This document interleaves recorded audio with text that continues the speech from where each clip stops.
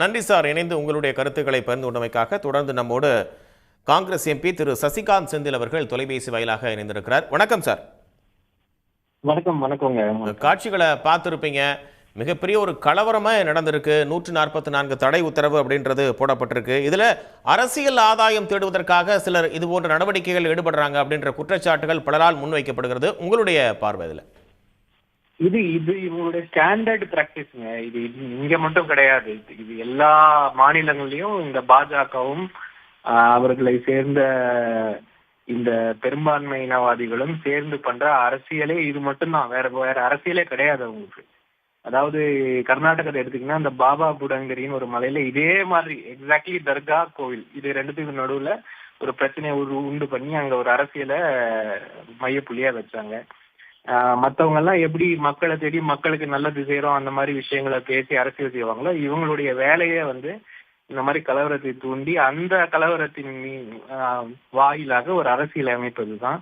இது எனக்கு எங்களை மாதிரி ஆட்களுக்கு இது புதுசு இல்லை. நாங்க நிறைய தடவை பார்த்தாச்சு. இதே மாடல் ஆப்பரண்டி தான், வேற ஒன்றும் கிடையாது.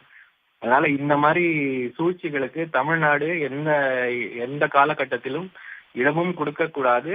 நம்ம நம்மளுடைய இங்க இருக்கிற கலாச்சாரமே வேற. இங்க இருக்கிற கலாச்சாரம் மற்ற இடங்கள் மாதிரி இல்லைன்றத இது தடவையும் நம்ம இவர்களுக்கு உணர்த்த வேண்டும் என்பதுதான் என்னுடைய வேண்டுகோள். இதுல எந்த விதமான கன்ஃபியூஷனும் கிடையாது. இந்த அரசியலை இவங்க பல இடத்துல பண்ணிட்டு தான் இங்க மறுபடியும் அதே பிளே புக்கை தான் இங்க ஆரம்பிக்கிறாங்க. அரசுக்கு ஒரு நெருக்கடியை கொடுக்கக்கூடிய ஒரு செயலா தான் இதை பாக்குறீங்களா? அரசுக்கு மட்டும் இல்லைங்க. இது மக்களை ரொம்ப ஒரு சாதாரணமாக எடை போடும் ஒரு முயற்சி. இது வேற ஒன்றும் கிடையாது. அதாவது இந்திய பன்முகத்தன்மையே டாலரன்ஸ் சொல்லுவோம். ஏற்றுக்கொள்வது மட்டுமல்ல, மற்றவர்களை கொண்டாடும் ஒரு அரசியலமைப்பு நம்மளுது. அதாவது மற்ற மதங்களாக இருக்கட்டும், மத முறைகளாக இருக்கட்டும், இல்ல நம்பிக்கைகளாக இருக்கட்டும், அதை ஏற்றுக்கொள்வது மட்டுமல்லாமல் கொண்டாடும் ஒரு கலாச்சாரமாக தமிழ் கலாச்சாரம் இருந்து கொண்டு வருகிறது. இது இவர்களுடைய அரசியலுக்கு இன்னைக்கு ரொம்ப பெரிய சேலஞ்சா இருக்கிறது இந்தியா முழுக்க தமிழ்நாடு தான். அதனால இதை மறுபடியும் தமிழ்நாட்டுல ட்ரை பண்றாங்க. இதெல்லாம் நம்ம ஒற்றுமையாக அதை எதிர்கொள்ள வேண்டும். அவர்களுக்கு தக்க பதிலடியும் கொடுக்க வேண்டும் என்பது என்னுடைய எண்ணம் மட்டுமில்லை. இந்த மாதிரி பல தமிழர்களுடைய எண்ணமும் அதுதான்.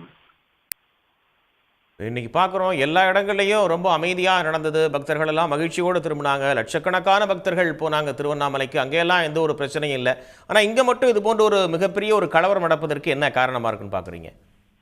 இல்ல, இதெல்லாம் கிரியேட்டட் தாங்க. இந்த கலவரம் இப்போ கலவரம் பண்ணணும்னு பேசி வச்சுட்டு போறவங்களுடைய வேலைகள் தானே தவிர மக்கள் மனதில் எந்த விதமான சஞ்சலமும் கிடையாது. அதே தர்காக்கு எங்க வீட்டு குழந்தைக்கு உடம்பு சரியில்லைனாலும் அதே தர்காக்கு தான் போவோம். அவங்க கோயிலுக்கு வருவாங்க. இதுதான் நம்ம கலாச்சாரம். இது எந்த காரணத்திற்கும் அது உடைக்கவும் முடியாது. இது பேசி வச்சுட்டு போற ஒரு கூலிப்படையோட வேலை தான் இது தவிர வேற எதுவுமே கிடையாது. திட்டமிட்டு ஒரு மத மோதலை உண்டாக்கக்கூடிய ஒரு நிகழ்வு தான் இது அப்படின்னு தான் பார்க்கணுமா? அதுல எந்த மாற்று கருத்தும் கிடையாது. இதுதான் அவங்க அரசியலே. இதுதான், வேற எதுவுமே கிடையாது அரசியல் அவங்களுக்கு. உணர்வு பூர்வமான ஒரு விஷயம். இதை எந்த அளவுக்கு மிக ரொம்ப கையாளக்கூடிய தன்மை அப்படின்றது எந்த அளவுக்கு இருக்கணும் அப்படின்னு பாக்குறீங்க? இல்ல, இது உணர்வு பூர்வமான விஷயம். நம்ம உணர்வே வேற, நம்ம தமிழ் உணர்வே வேற. இவங்க நினைக்கிற உணர்வு இங்க வரவும் போறது கிடையாது. என்ன ட்ரை பண்ணாலும் ஒர்க் அவுட் ஆகவும் போறது கிடையாது. அவங்க வேற இடங்கள்ல அவங்களுக்கு சக்சஸான மாடலை இங்க ட்ரை பண்றாங்க. அதுவும் நீதிமன்றங்களுடைய உதவிகளோடு இது செய்யறாங்கன்னா எவ்வளவு பெரிய ஒரு ஒரு ஒரு கோஆர்டினேட்டட் எஃபர்ட்டா இருக்குன்னு பாருங்க.